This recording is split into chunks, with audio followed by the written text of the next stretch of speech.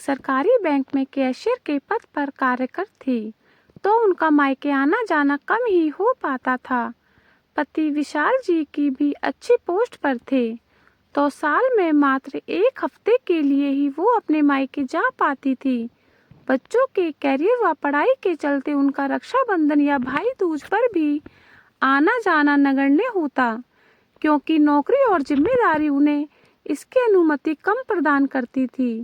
वे हर रक्षाबंधन भाई भाभी को राखी और गिफ्ट कुरियर करके ही तसल्ली कर लेती थी, और साथ में एक अच्छी राशि अपने भाई रितेश के अकाउंट में ट्रांसफर करती थी, जिसे उन्होंने अपने बेटे जैसा ही प्यार किया शुरू से।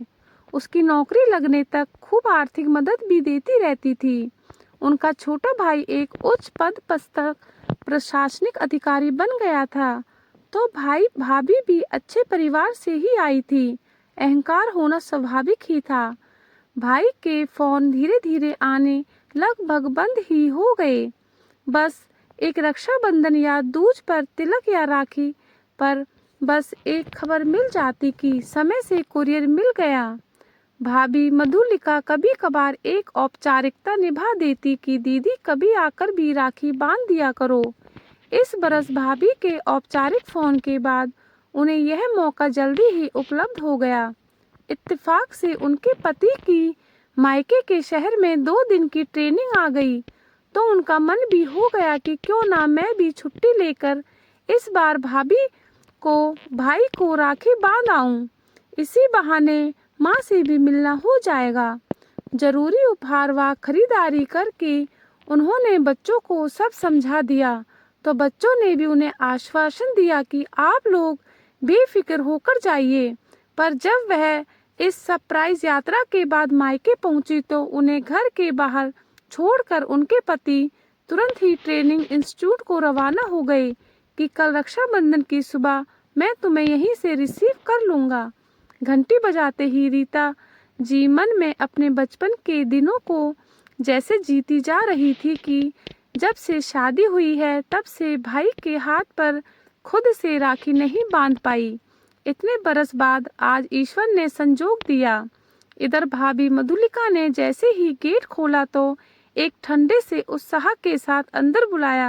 अरे दी, आप अचानक हाँ क्यों नहीं आना चाहिए था क्या? अंदर आते हुए रीता बोली, नहीं ऐसी कोई बात नहीं है, आप ही का घर है।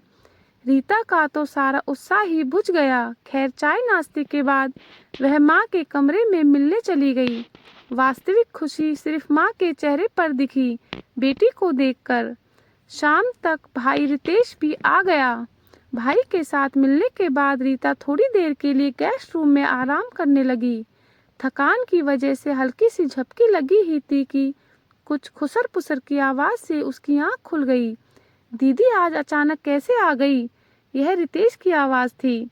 मुझे क्या पता, मैंने तो बस एक कटसी कॉल कर ली थी कि कौन आ सकती है। मधुलिका ने कहा, मुझे क्या पता था कि सच में आ जाएंगी।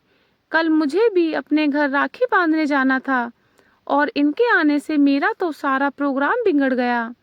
आपको 2 दिन की छुट्टी बड़ी मुश्किल से मिली थी, और भैया भी बिजनेस के लिए नैनीताल जा रहे थे, तो मेरी ट्रिप का तो पूरा प्रोग्राम अब फुस हो ही गया। समझो, एक खर्चा और बढ़ गया। अब भैया मेरे लिए एक डायमंड का ब्रेसलेट लाए थे, तो रिटर्न गिफ्ट में भी मैंने पहले से ही अच्छा खासा खर्च कर डाला था। चलो छोड़ो, अब चाय पिला दो एक अच्छी सी। मधु, अब मैं थोड़ी देर दीदी के पास बैठ लूं। रीता ने भाई को उसी कमरे में बुला लिया जहां उनका सामान रखा था। उनकी पसंद हमेशा से बेहतरीन रही थी, तो उन्होंने सबको उनके उपहार जैसे ही दिए। सारा सीन ही बदला लेने लगा। अब एक दूसरा ही मुखौटा उनके सामने था, उनके अपनों का। मधुलिका और बच्चे भी अब कुछ दुरुस्त हैं ही बातचीत कर रहे थे। अब अंदर मधुलिका को यह चिंता खाई जा रही थी कि इतने महंगे उपहार के बदले दिया क्या जाए ननद जी को। इधर रीता जी मन में कुछ और ही सोच चुकी थी। रितेश बच्चों को लेकर बाजार की ओर निकल गया, और मधुलिका मेड को रसोई में रात के खाने की तैयारी समझाने लगी कि उसने रीता को अपने सामान समेटते पाया। लगभग आधे घंटे बाद ड्राइवर उन्हें लेने आ गया और वह माँ से मिलकर सीधे कार में बैठकर यह कहकर बैठ गई कि पति को कुछ जरूरी काम आ गया है। हड़बड़ाई मधुलिका उन्हें ठीक से विदा भी न कर पाई। जैसे ही वह अंदर गई, उन्हें मेज पर उपहारों के नीचे ही एक पत्र मिला जिसमें लिखावट रीता की ही थी। प्रिय रितेश और मधुलिका, सदा खुश रहो। मैं यहाँ तुम्हारा त्योहार खराब करने नहीं आई थी तो बचपन के कुछ खट्टे मीठे पल ताजा करने, वो बचपन के प्रेम और संघर्ष की यादें। पर मुझे एक अच्छा सबक मिल गया कि दिखावटी और बनावटी रिश्तों की अपेक्षा अकेले रहना उचित है। यह भूल गई थी कि अब रिश्तों में भी डायबिटीज की बीमारी हो गई है, जिसे समय समय पर महंगे उपहारों का डोज मेंटेन करना रहता है। तुम्हारी बातें मेरे कानों में पड़ गई थी तो सोचा कम से कम विशाल की रक्षाबंधन अच्छी हो जाए। स्नेह उसी को करो जो आपकी करे। फिजूल में किसी रिश्ते के पीछे भागने का कोई मतलब नहीं। एक तरफा कब तक निभाती रहूंगी। तुम लोग थक कर पीछे छूट चुके हो तो मेरा भी अब आगे बढ़ना उचित रहेगा। खैर, मैं राखी वापस ले जा रही हूँ, खुद के लिए, ताकि अपने स्वाभिमान की रक्षा खुद कर सकूं। क्योंकि परंपरा निभाने का काम बस हम बहनों का है, तो ईश्वर से बड़ा रक्षक कोई नहीं।